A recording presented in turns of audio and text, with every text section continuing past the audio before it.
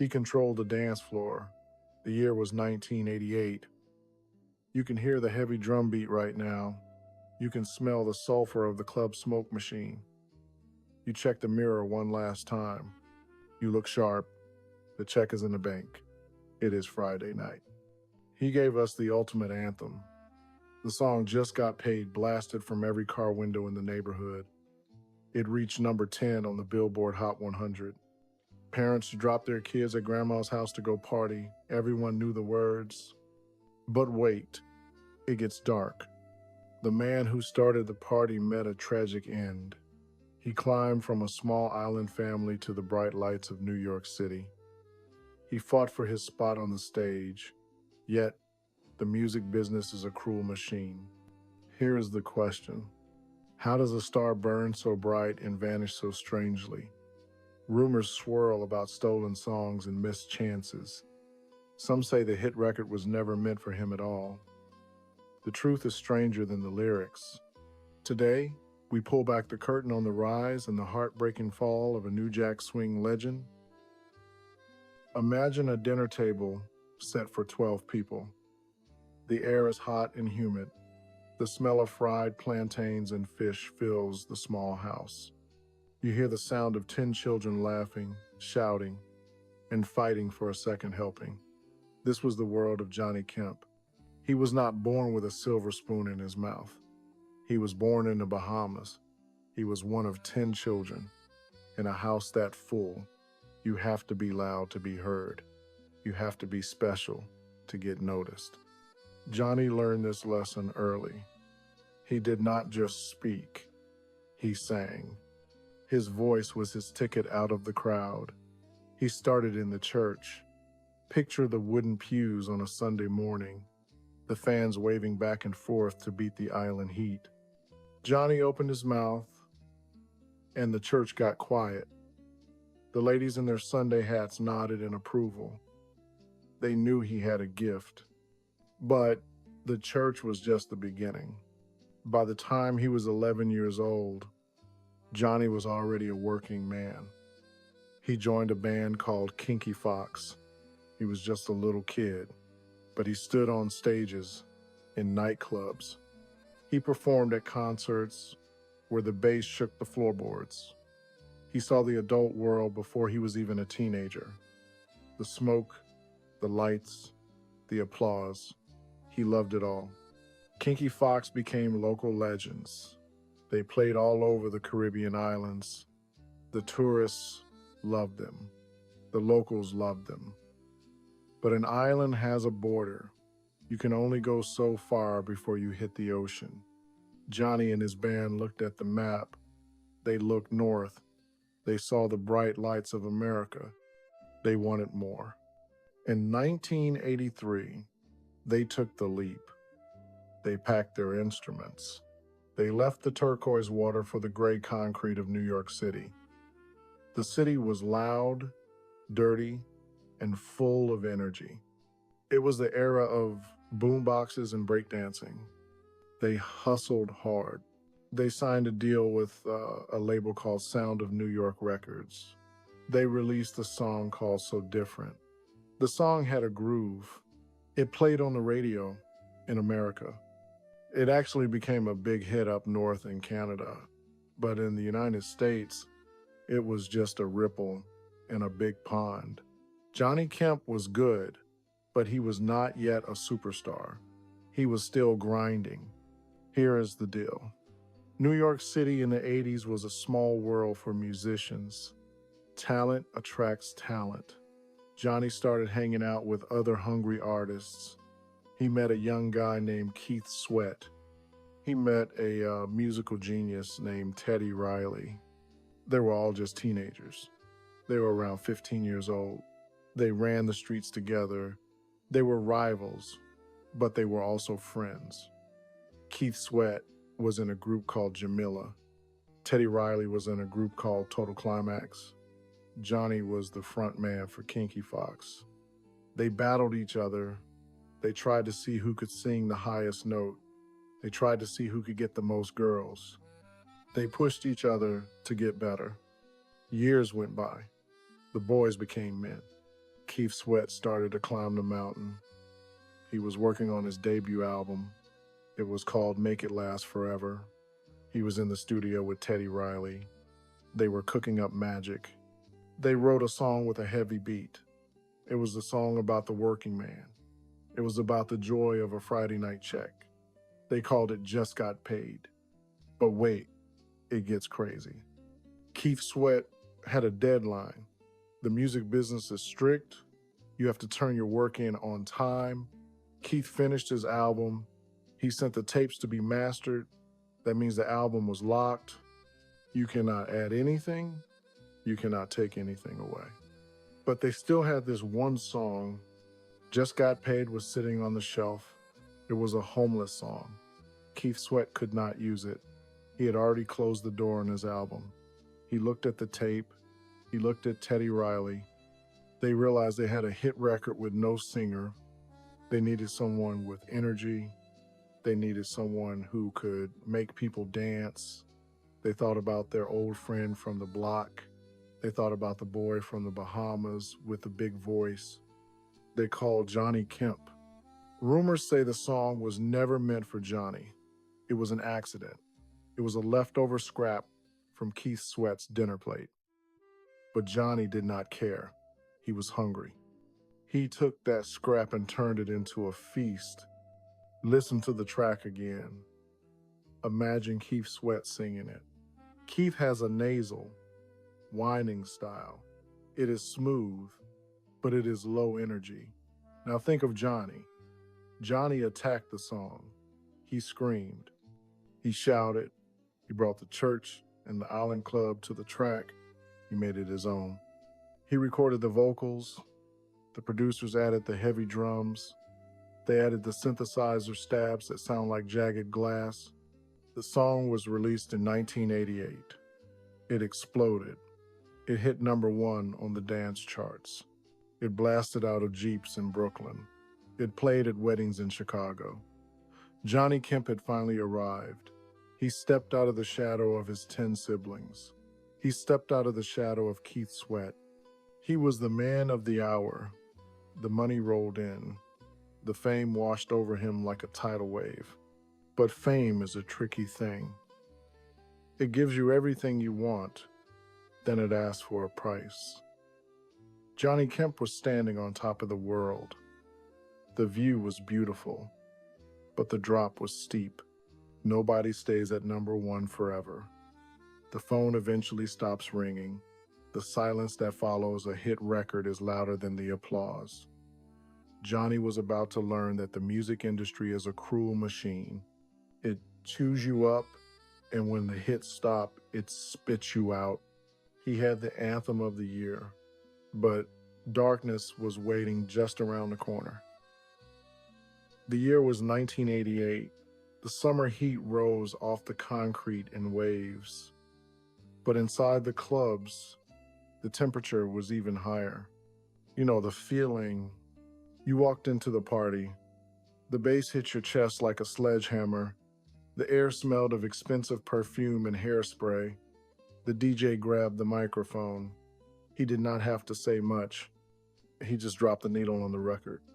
The drums kicked in. That heavy, synthesized beat rattled the windows. Then came the voice.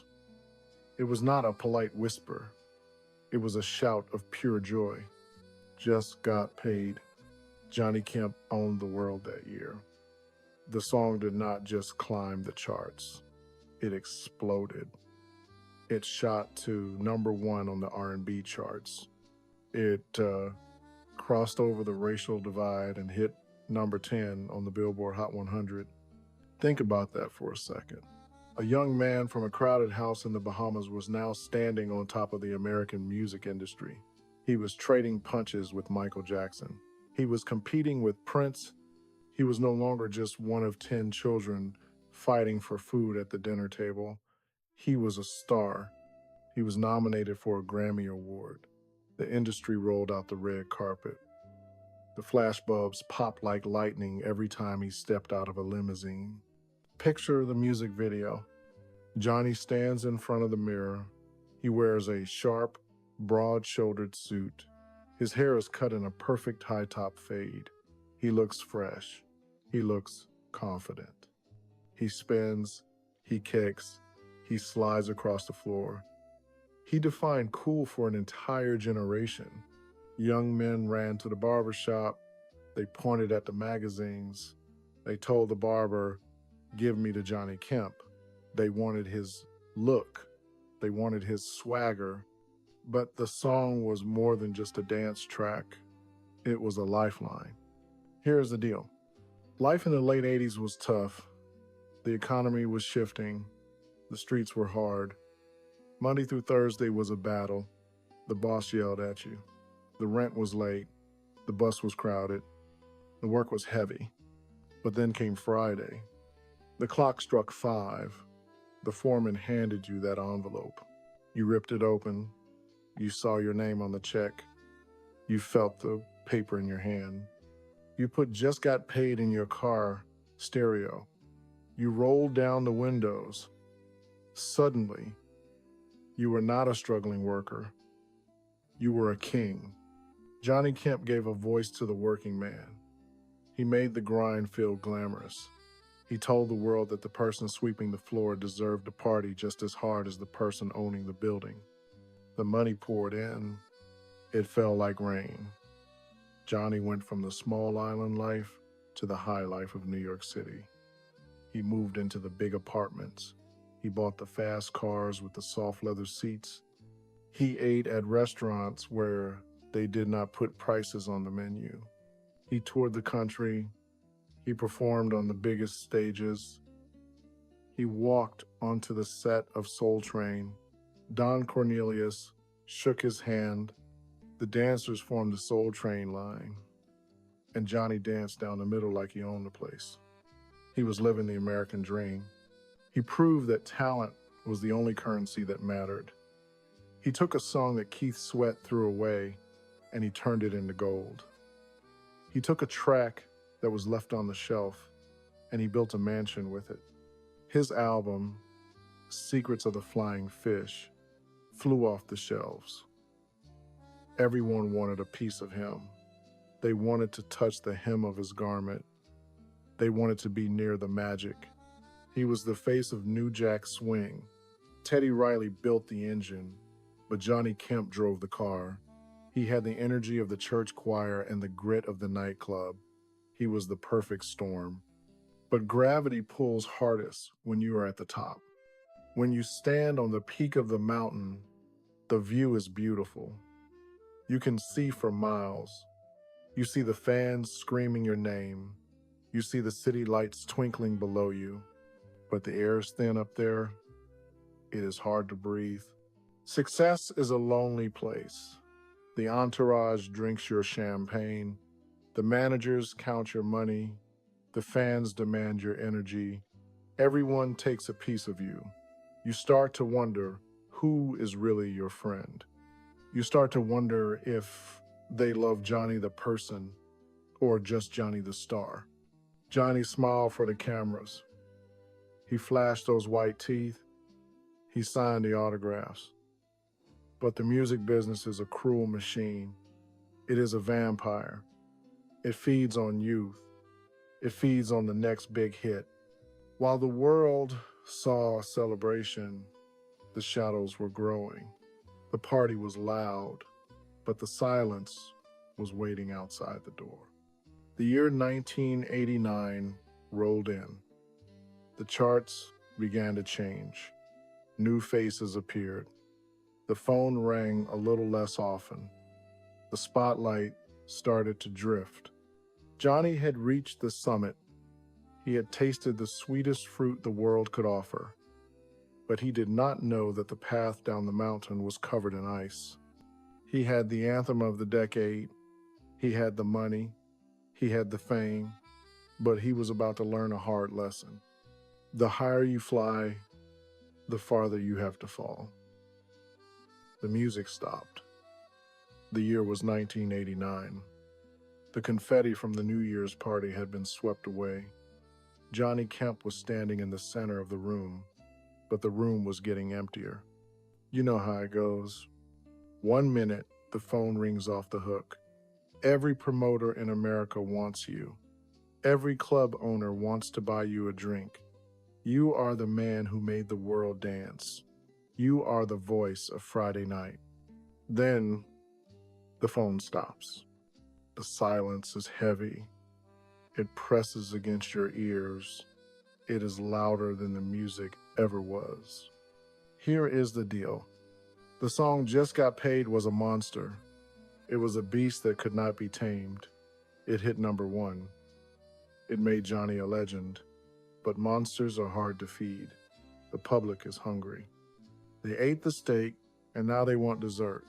They looked at Johnny and asked, "What is next?" Johnny looked back, but his pockets were empty.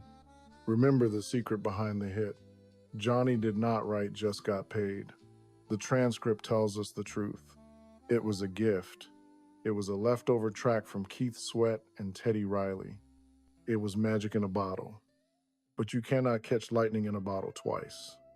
Keith Sweat went on to build an empire. Teddy Riley invented a whole new sound called New Jack Swing. They were producers. They were writers. They held the keys to the factory. Johnny was just the driver of the car. And when the car ran out of gas, he did not know how to fix the engine. The 1990s arrived. The sound changed. Hip-hop grew harder. Grunge music took over the radio.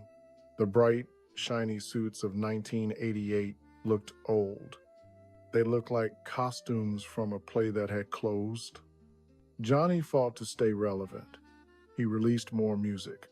He tried to capture that lightning again, but the sparks did not catch fire. The album sat in the warehouse. The radio DJs played the new guys. This is the cold reality of the business. It is a machine that grinds up talent. Imagine the frustration. You have the voice. You have the moves. You have the Grammy nomination on your shelf, but nobody is listening. You watch your friends, the guys you grew up with, the guys you raced against in the streets of New York climb higher and higher. You watch Keith Sweat become an icon. You watch Teddy Riley become a king, and you are stuck in 1988. The years turned into decades. The spotlight faded to a small, dim bulb. Johnny became a memory. He was the guy from the old school playlist. He was the nostalgia act. He performed at weddings. He performed at corporate parties. He sang for people who wanted to remember their youth. He kept smiling. He kept dancing. But the air around him was getting colder. Then came the darkness. The video title tells us the end of the story. Accidental demise, mysterious death. These are scary words. They are words that do not belong with a dance anthem. Fast forward to 2015. The setting should have been paradise. The water was blue. The sun was hot. It was supposed to be a celebration. But something went wrong. The details are murky. The rumors started to swirl just like they did back in the beginning. Some say he fell. Some say he was hurt.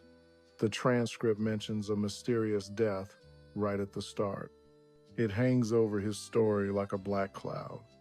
Picture the scene. It is not the bright lights of the Soul Train stage. It is the quiet, indifferent ocean. The man who controlled the dance floor was now alone. He was far from the crowded house in the Bahamas. He was far from the recording studios of New York City. He was found floating. The shock hit the world instantly. The news spread across social media. Fans who had not thought about Johnny Kemp in 20 years suddenly felt a sharp pain in their chest. They remembered the Friday nights. They remembered the money in their hand. They remembered the joy he gave them. And now, he was gone. The police reports were confusing. Was it an accident? Was it something else? The questions piled up. The answers were scarce. It was a tragic end for a man who brought so much light. He climbed from the bottom, reached the very top, and then slipped into the dark water. Gravity is a cruel mistress. He spent his life trying to get paid, trying to make it last forever. In the end, the music business took everything. It took his youth, it took his energy, and in a strange twist of fate, the story ended in mystery. The man who gave us the loudest anthem went out in the quietest way possible. The silence was deafening. The news broke on a Thursday. It was a cruel irony. The man who owned Friday night did not live to see one last weekend. The year was 2015. The internet caught fire. Twitter timelines filled up with old photos. Facebook feeds turned into a memorial wall. Everyone posted the same video. Everyone shared the same song, Rest in Power, Legend, soundtrack of my youth. The tributes poured in like water. The love felt overwhelming. It felt like the whole world was mourning the boy from the Bahamas. But wait, look closer. There is a bitter taste underneath the sweetness. The music business is a place of smoke and mirrors. The reaction to the death of Johnny Kemp revealed a harsh truth about fame. Here is the ugly reality. For 20 years, the phone did not ring. The same people posting tributes were the ones who scrolled past his name in the 90s. The radio stations playing his song in tribute were the same stations that refused to play his new music in 2005. They called him a one-hit wonder. That label is a heavy chain. It drags a brilliant artist down to the bottom of the ocean. It tells the world that a lifetime of work only matters for 3 minutes and 30 seconds. The media played the clip of Just Got Paid.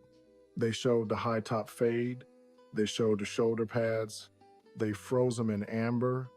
They acted like he ceased to exist after 1989. But Johnny lived. He breathed. He kept singing. The source material tells us about his start with Kinky Fox. It tells us about the hits so different that rocked Canada. He was a seasoned performer. He was a veteran of the stage since he was 11 years old. Yet, the American media reduced him to a single moment. This is the hypocrisy of the spotlight. When you are hot, they want to buy you dinner. When you are cold, they lose your number. When you die, they pretend they were your best friend all along. The years following his peak were quiet. The silence was loud. The musical landscape shifted beneath his feet. The 1990s brought a harder sound. The smooth, joyful dance pop of the 80s fell out of fashion. Baggy jeans replaced the sharp suits. Anger replaced the joy. Johnny Kemp was a man of style and grace. He did not fit the new mold. He did not chase the trends. He stayed true to his voice. And for that, the industry punished him. While Keith Sweat built an R&B empire, Johnny fought for airtime. While Teddy Riley changed the sound of the radio, Johnny fought for a contract. The fans grew up. They got jobs. They got tired. They stopped going to the club. They stopped buying records. They forgot about the man who made them dance. Until the tragedy struck. The details of his death remain a shadow. The transcript speaks of a mysterious death. It speaks of an accidental demise. He was found on a beach in Jamaica. He was supposed to be on a cruise. He was supposed to be performing. Instead, he was gone. Suddenly, the guilt set in. The public remembered how good he was. They remembered the feeling of the paycheck. They remembered the smell of the Friday night air. They realized what they had lost. They lost a pure talent. They lost a man who sang from his soul. They lost the underdog who fought his way from a house of 10 children to the Grammy Awards. The tragedy is not just that he died. The tragedy is that we waited until he was gone to give him his flowers. We danced to his song for decades. We let him provide the soundtrack to our happiest moments. But when the music stopped for him, we left him dancing alone. Now, the song plays on. You hear it at weddings. You hear it at barbecues.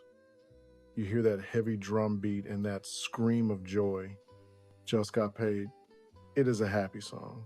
But now, for those who know the story, the rhythm hits a little different. It sounds like a celebration, but it feels like a goodbye. The curtain fell, the applause finally returned, but the theater was empty. The police reports closed the case. The year was 2015. The paper said he died on a beach in Jamaica. They called it an accident. The cruise ship left without him. The mystery of his final hours still lingers like smoke in a cold room. But you cannot kill a melody. Go to a family reunion this summer. Smell the charcoal on the grill. Watch your uncles playing dominoes. Wait for the sun to go down. The DJ will drop the needle. You will hear that heavy industrial drum beat. You will hear that famous scream, "Just got paid." In that moment, Johnny Kemp is not dead. He is alive in every speaker. He is alive in every person dancing on the lawn. Here's the deal. The music business is a cruel machine. It forgets names. It buries talent. It moves on to the next young star before the ink is dry on the contract. But the business cannot control the people. Johnny Kemp gave us more than a song. He gave us a feeling. He captured the pure relief of the working man. He bottled the joy of surviving another hard week. As long as people work 9 to 5, this song will matter. As long as bills are due on the first of the month, Johnny Kemp will remain a king. Critics might call him a one-hit wonder. That is a lazy label. Keith Sweat wrote the lyrics. Teddy Riley built the beat. But Johnny Kemp provided the spirit. He took a leftover track and turned it into a cultural monument. He proved that you do not need a catalog of 100 songs to be a legend. You just need one song that tells the truth. He started as a boy in the Bahamas fighting for a place at the dinner table. He ended as the voice of a generation. He was the underdog who stole the show from the giants. The spotlight has turned off. The high-top fade is gone. The bright suits are packed away, but the energy remains. Next time you hear that track on the radio, do not just dance. Listen to the hunger in his voice. Remember the man who sang for his life. Remember the artist who made the weekend feel like magic. Some stories end without closure, but dignity doesn't need applause. Where were you the first time you heard this anthem? Did you try to copy his dance moves in the mirror? Tell us your favorite Friday night memory in the comments below. We want to honor the legend with you.